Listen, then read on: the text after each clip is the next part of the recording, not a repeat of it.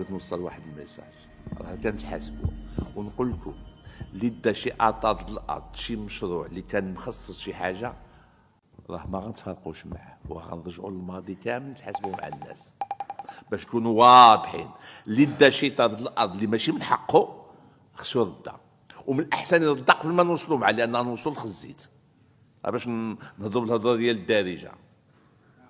باش نكون اللي دا شي طرد الارض اللي ماشي ديالو اللي ترجع للجماعه، ولا اللي دا شي درهم ماشي ديالو، من الاحسن له يردو.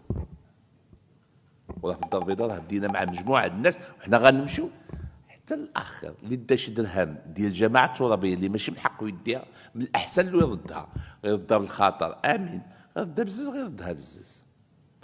ما كاينش متر واحد مربع اللي بقى شيت في شي موضع ولا شي طريق ولا يتم الاستحواذ عليه، راه ما كايناش.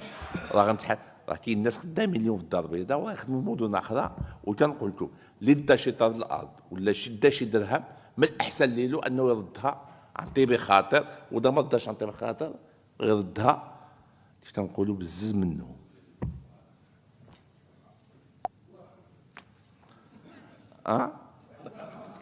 لا، هذه الاسس الحكامه، لان ما يمكنش. وهنا نهضروا على مع الساده بطبيعه الحال، كتعرفوا ان الغيره اللي عندي على المنتخبين، يعني لانني تنعتبر راسي بان واحد من المنتخبين وديما تنهز لهم القبعه وتنحييهم لانهم في الصف الامامي. راه حتى ما كيفرض عليهم انهم يمشيوا لسميتو. المجموع العام ديال المنتخبين ناس اتقياء،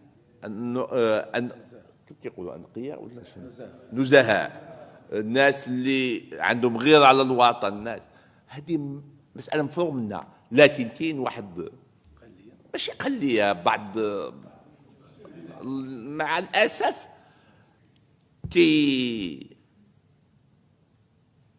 يعني ما كيساعدوني راسهم من الجماعات ديالهم من السلطات انها تقوم العمل ديالها.